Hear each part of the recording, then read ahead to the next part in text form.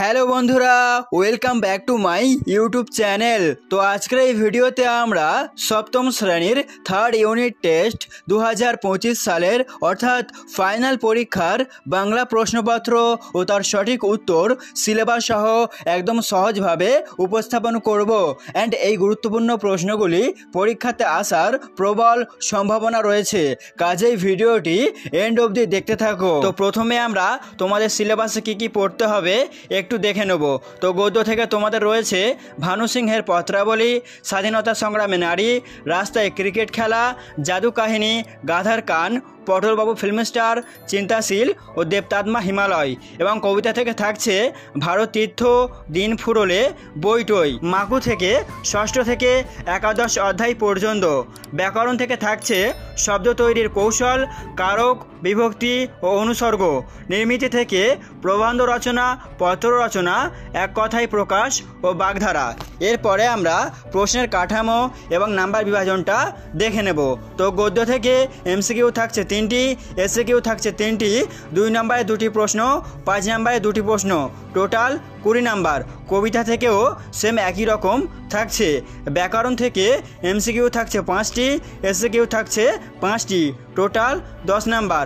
সহায়ক পাঠ অর্থাৎ মাকু থেকে এসিকিউ থাকছে 2টি, 3 নম্বরের একটি প্রশ্ন এবং 5 নম্বরের একটি প্রশ্ন, টোটাল 10 নাম্বার।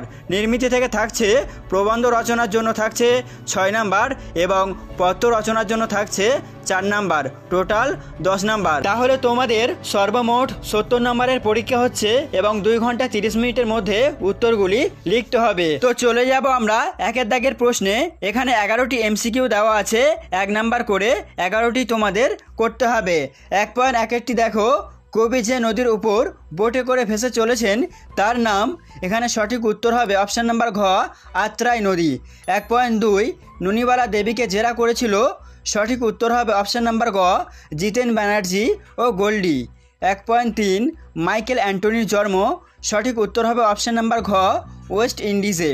1.4 প্রথম পৃষ্ঠায় ছিল শিল্পীর হাতে আঁকা কবির একখানি রেখাচিত্র, এখানে কোন পত্রিকার কথা বলা হয়েছে?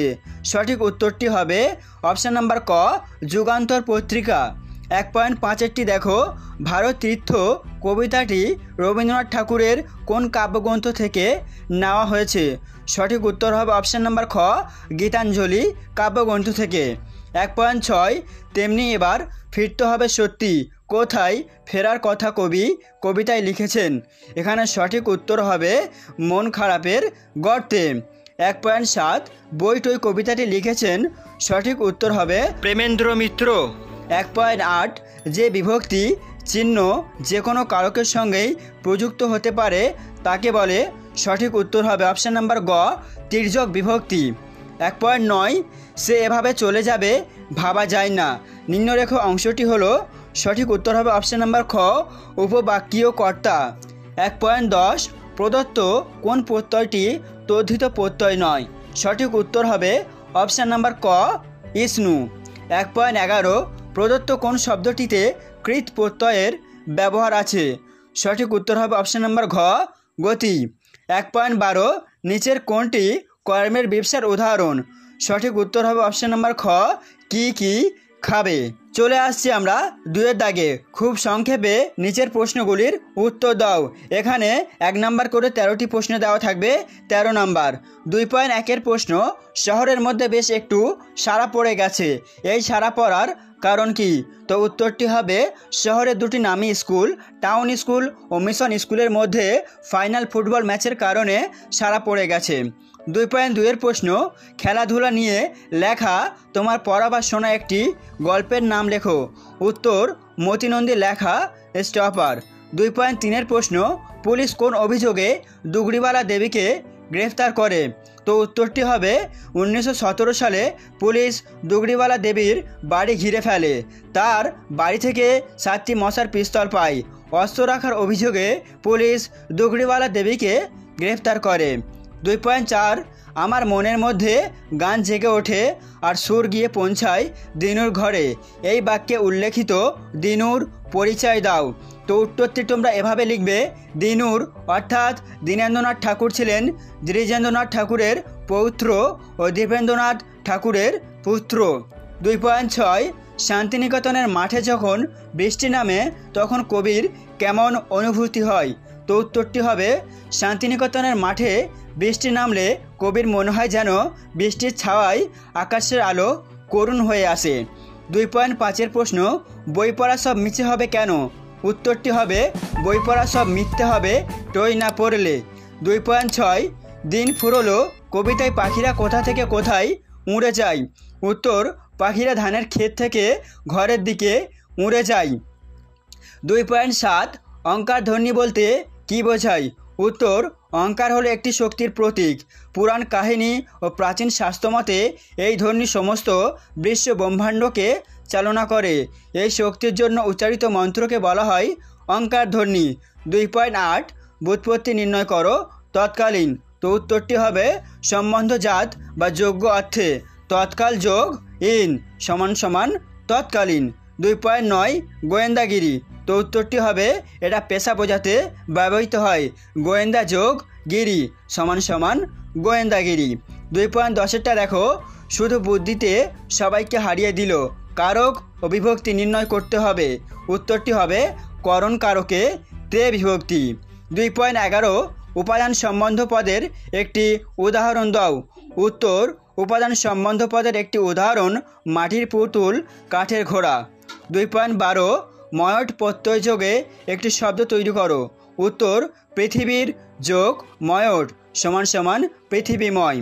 2.13 মেম সোনাদের কি উপহার দিয়েছিল? তো উত্তরটি দেখো, মেম সোনাদের একটা করে রেশমি ফিতে উপহার দিয়েছিল।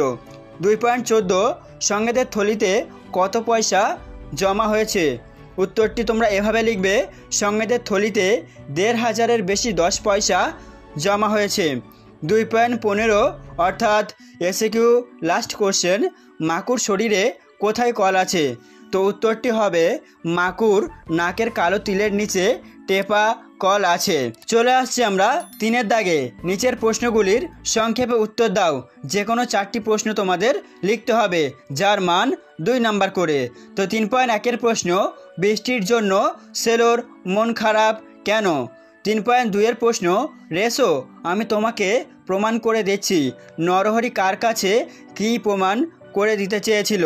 3.3 প্রশ্ন, গিরিন কিভাবে খেলার মাঠে টুনুকে উৎসাহ আর সাহস জুগিয়েছিল তা সংক্ষেপে লেখো। 3.4 হে রুদ্রবীণা বাজো বাজো বাজো, কবি রুদ্রবীণার বেজে ওঠার প্রত্যাশী কেন? 3.5 দিন ফুরালো কবিতায় কথকরা কেন বলেছে কেউ বা খুলে দেখছে রঙের বাক্স? 3.6 প্রশ্ন, টই কোথায় পড়ার জন্য পাওয়া যায়? এবারে চলে আসবো আমরা 4-এর দাগে প্রশ্নে। নিচের প্রশ্নগুলির বিশদে উত্তর দাও। যে কোনো 4টি প্রশ্নের উত্তর দিতে হবে 5 নাম্বার করে। তো 4.1 প্রশ্ন, চিন্তাশীল নরহরি সব কথাতেই চিন্তামগ্ন হয়ে পড়ে, অথচ মায়ের কাশিবাসি হওয়ার ইচ্ছে হয়েছে শুনে তখনই সে রাজি হয়ে যায়, কিন্তু তার মা যেই টাকার বন্দোবস্ত করতে বলেন সে আবার ভাবতে বসে। এ থেকে নরহরি চরিত্রটি সম্পর্কে তোমার কেমন ধারণা হলো? 4.2 প্রশ্ন, এতদিন অকেজো থেকেও তার শিল্পী মন ভোঁতো হয়ে যায়নি, পটলবাবুর মনে এই অনুভব কিভাবে জাগলো? 4.3 প্রশ্ন অত্যন্ত গুরুত্বপূর্ণ, রাস্তায় ক্রিকেট খেলা গল্পটি পড়ে কোন কোন অনুষঙ্গে মনে হলো যে গল্পটি বিদেশি গল্প? 4.4 প্রশ্ন, ভারত তীর্থ কবিতায় মহামানবের তীরে বলতে কি বুঝিয়েছেন? 4.5 প্রশ্ন খুবই গুরুত্বপূর্ণ, আমরা কি আর দেখতে পাবো না ভাবছো? কোন দৃশ্যে দেখতে না পাওয়ার বেদনা পঙ্ক্তিতে ধরা পড়েছে, তোমার কল্পনার সেই দৃশ্যটির বর্ণনা দাও। 4.6 প্রশ্ন এটিও গুরুত্বপূর্ণ, বই টই কবিতাটি অবলম্বনে প্রদত্ত ছবিটির প্রাসঙ্গিকতা আলোচনা করো। চলে আসছি আমরা 5-এর দাগে প্রশ্নে। এখানে একটি প্রশ্নের উত্তর দিতে হবে যার মান 3 নাম্বার। তো 5.1 প্রশ্ন, ঘড়িওয়ালা বানিয়ে দেবে, ঘড়িওয়ালা কি বানিয়ে দেবে কি না টিয়া জানতে চাই, সেটি বানিয়ে দেওয়া দরকার কেন? 5.2 প্রশ্ন, সর্বনাশ হয়ে গেছে, কোন সর্বনাশের কথা বলা হয়েছে, সেই পরিস্থিতিতে টিয়া কি বলেছিল? চলে আসবো এবারে ছয়ের দাগে প্রশ্নে এখানে যে কোনো একটি প্রশ্নের উত্তর দিতে হবে যার মান 5 নাম্বার। এখানে অতিরিক্ত একটি প্রশ্ন দেওয়া আছে। তো 6.1-এর প্রশ্ন অত্যন্ত গুরুত্বপূর্ণ। সোনা আর সেখানে দাঁড়ালো না, টিয়ার হাত ধরে ঘাস জমির দিকে প্রাণপণে ছুটতে লাগলো। মনে করো তুমিও ওদের সঙ্গে আছো, তুমি ওদের কিভাবে সাহায্য করবে তা লেখো। তো 6.2-এর প্রশ্নটি দেখে নাও। মাকু ভালো না, চাই না ওকে। সোনা টিয়ার এই মনের অবস্থায় তুমি তাদেরকে কিভাবে প্রবোধ দেবে সেই সম্পর্কে একটি বাক্য লেখো। এবারে চলে আসবো আমরা প্রবন্ধ রচনায়। তো এখানে তোমাদের 2টি বা 3টি প্রবন্ধ রচনা দেবে, যে কোনো একটি প্রশ্নর উত্তর দিতে হবে যার মান 10 নাম্বার করে। তো দেখো কি কি প্রবন্ধ রচনা তোমাদের পড়তে হবে। 7.1-এর প্রবন্ধ রচনাটি দেখো, একটি খেলার মাঠের আত্মকথা। 7.2 অত্যন্ত গুরুত্বপূর্ণ, উন্নয়ন বনাম পরিবেশ। 7.3 অরণ্য ভ্রমণের অভিজ্ঞতা। তো বন্ধুরা, এটাই ছিল তোমাদের ক্লাস 7-এর বাংলা প্রশ্নপত্র। তো এইগুলো তোমরা ভালো করে প্র্যাকটিস করো। আশা করছি এখান থেকে তোমরা অনেক প্রশ্ন ফাইনাল পরীক্ষাতে কমন পেয়ে যাবে। আর ভিডিওটি যদি ভালো লাগে অবশ্যই একটি লাইক করে দাও, আর চ্যানেলে নতুন হলে অবশ্যই সাবস্ক্রাইব করে আমাদের পাশে থেকো।